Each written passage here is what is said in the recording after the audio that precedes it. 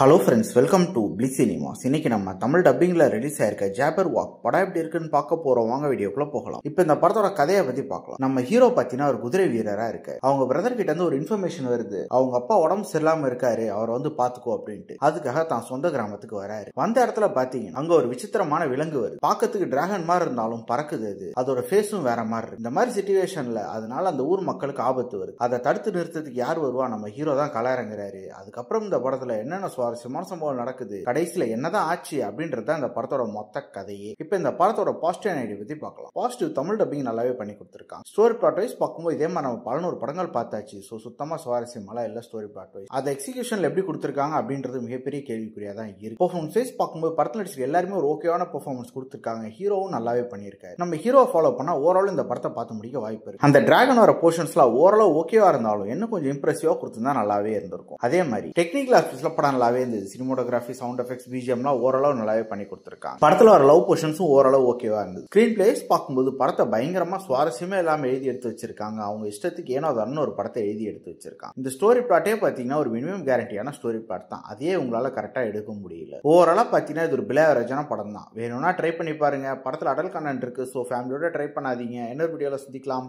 Thank you.